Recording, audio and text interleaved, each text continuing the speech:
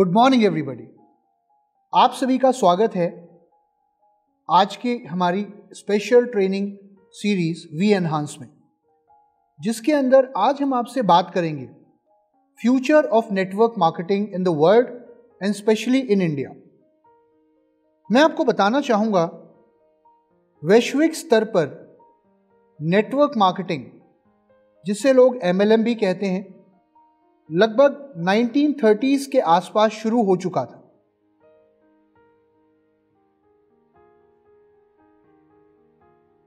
लेकिन भारत में इसकी शुरुआत ईयर 1995 में हुई, जो कि दर्शाता है कि और कई देशों के मुकाबले यह व्यवसाय भारत में काफी नया है।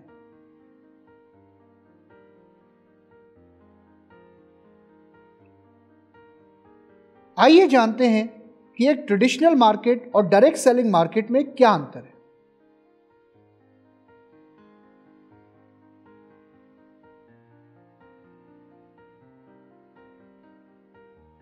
किसी भी और इंडस्ट्री में प्रोडक्ट या सर्विस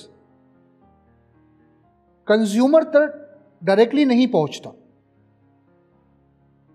बल्कि बहुत सारे बिचौलियों यानी कि मीडिएटर्स के माध्यम से कंज्यूमर तक पहुंचता है।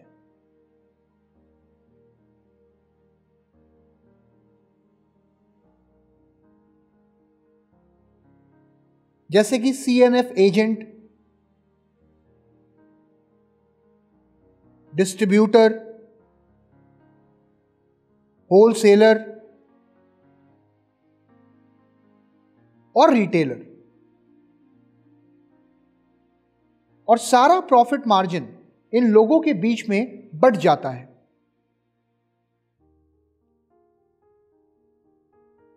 लेकिन डायरेक्ट सेलिंग इंडस्ट्री में कंपनी और कंज्यूमर के बीच कोई मीडिएटर नहीं होता,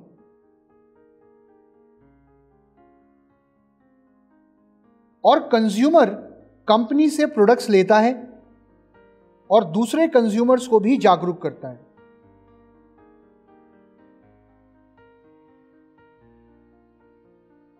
इसलिए इसे कंज्यूमर एम्पावरमेंट का बिजनेस भी कहा गया है।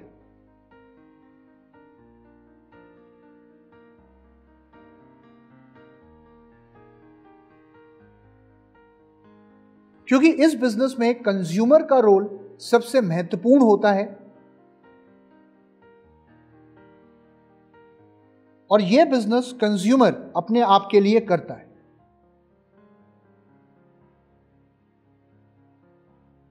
चलिए आइए अब बात करते हैं हम नेटवर्क मार्केटिंग इंडस्ट्री की स्टेजेस के बारे में।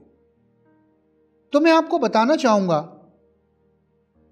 कि किसी भी इंडस्ट्री या कंपनी की जर्नी में 4 स्टेजेस होती हैं।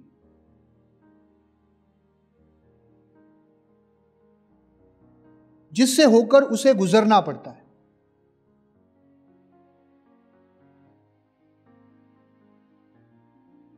पहली स्टेज होती है नेगेटिव स्टेज,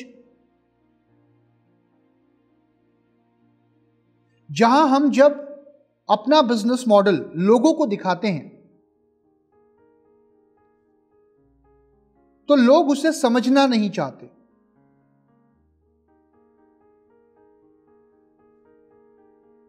यह चीज हर डायरेक्ट सेलिंग बिजनेस में शुरुआती दौर में होती है।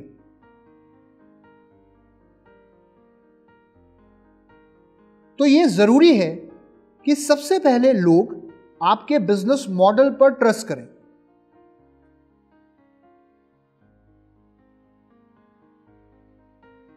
इसके बाद जो दूसरा स्टेज होता है उसे हम कहते हैं पॉजिटिव फेज,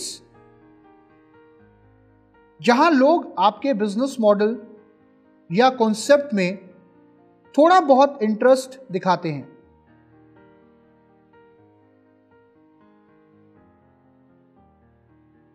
यहां पर यह महत्वपूर्ण है कि आप अपनी मार्केटिंग स्ट्रेटजी के चलते कैसे लोगों को एक कंज्यूमर के रूप में परिवर्तित करते हैं।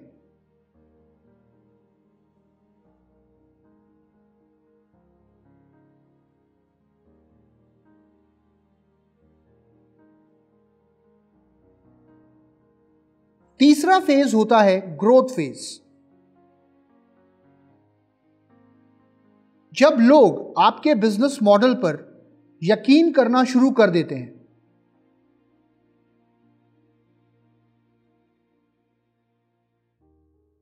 यहां आप तेजी से ग्रो करते हो।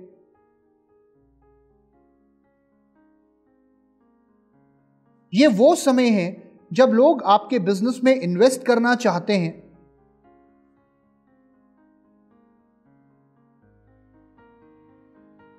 और आपके साथ काम करना चाहते हैं।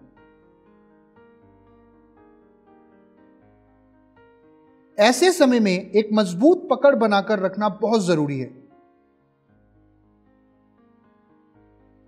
और अपनी स्ट्रैटेजी को बदलती परिस्थितियों के अनुसार अडेप्ट करना जरूरी है।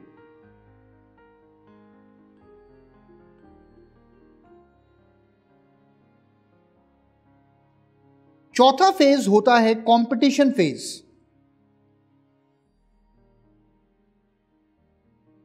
जहां आपको कंपटीशन मिलता है,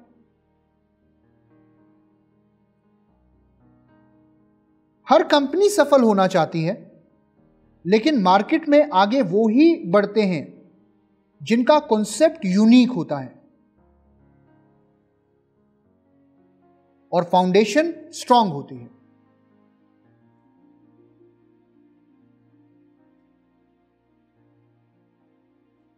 आज वेस्टीज कंपटीशन फेज में है।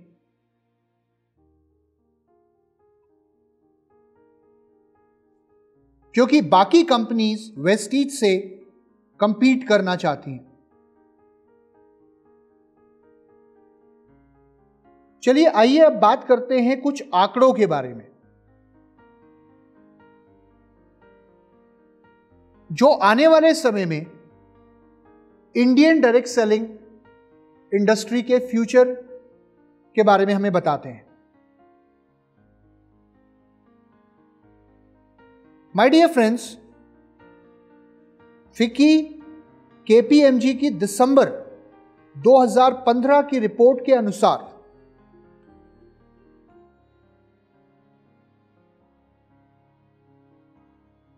दो 2025 तक इंडियन डायरेक्ट सेलिंग इंडस्ट्री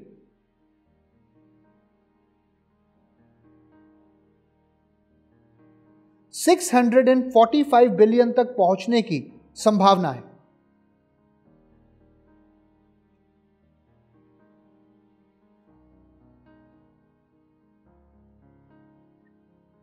साथ ही में एसोचैम की जनवरी 2018 की रिपोर्ट के अनुसार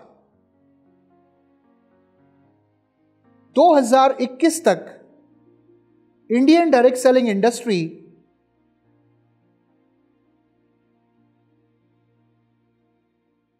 $15,930 करोड़ तक पहुंचने की संभावना है।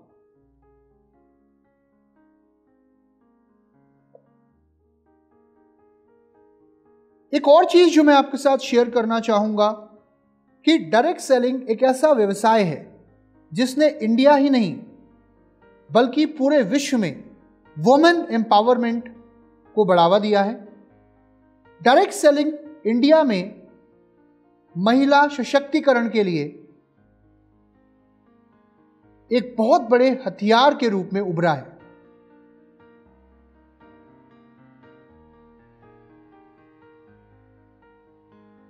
यह आज हमारे देश में लाखों महिलाओं को आत्मनिर्भर बना रही है।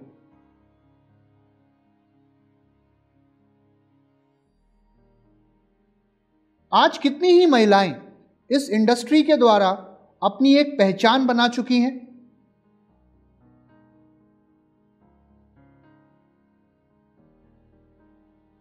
और अपने परिवार में आर्थिक रूप से अपना योगदान दे रही हैं।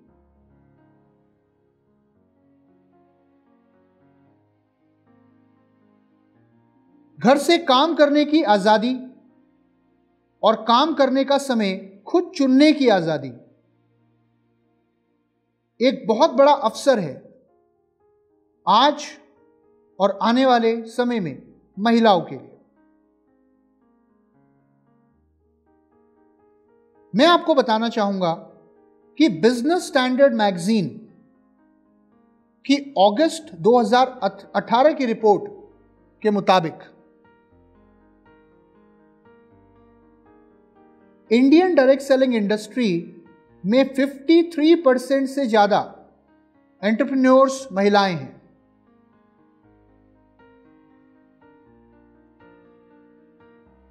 आज वेस्टीज की लीडिंग लेडीज बुक इस बात का प्रमाण है। आइए बात करते हैं कुछ और आंकड़ों की। यूरो मॉनिटर, जो कि एक मार्केट रिसर्च फर्म है,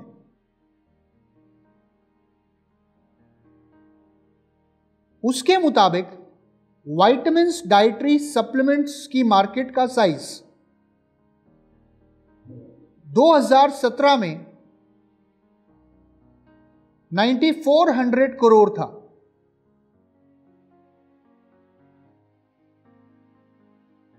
और मल्टीपल विटामिन्स मार्केट साइज का एस्टिमेट लगभग 780 करोड़ था।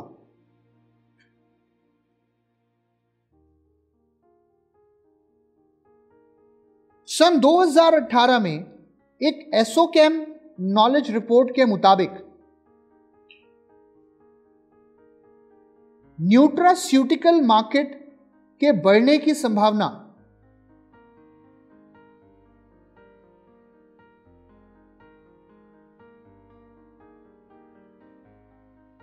2017 में 4 बिलियन से बढ़ के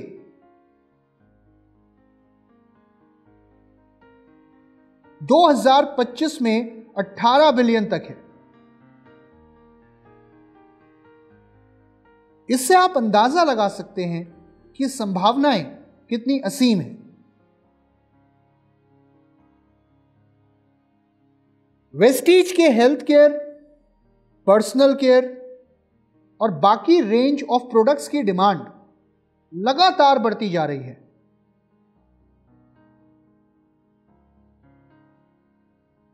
और मैं पूरे यकीन के साथ कह सकता हूं कि भविष्य आपका है।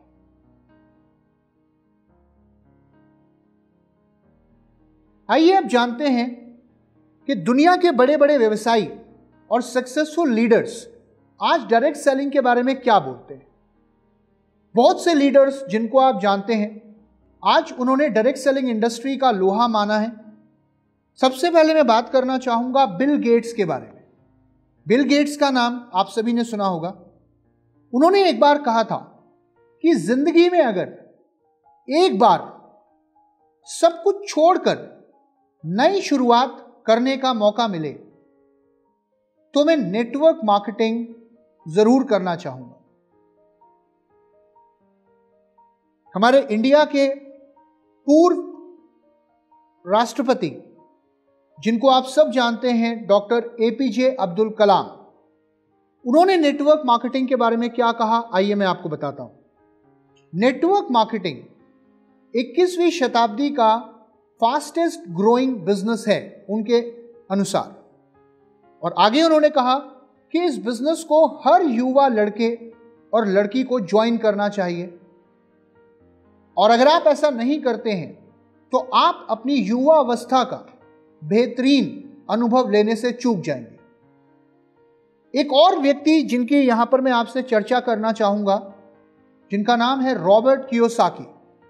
रॉबर्ट कियोसाकी का आपने नाम सुना होगा। ये एक बहुत अच्छे लेखक हैं, व्यवसायी हैं और निवेशक भी हैं, और पूरी दुनिया में जाने जाते हैं अपनी किताबों के लिए और अपनी नॉलेज के लिए। तो उनका कहना है कि दुनिया के सबसे अमीर लोग नेटवर्क बनाते हैं और बाकी सब नौकरी की तलाश में रहते हैं।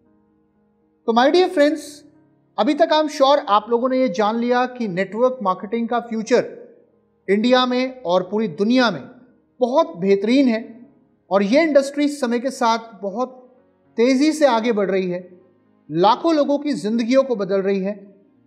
और मैं आपसे ये अपेक्षा रखता हूं कि आप भी इस मौके से चूकेंगे नहीं और आप भी वेस्टीज के साथ जुड़ेंगे और अपने करियर को नई ऊंचाइयों तक लेकर जाएंगे। अभी हमने जाना नेटवर्क मार्केटिंग का आने वाला भविष्य।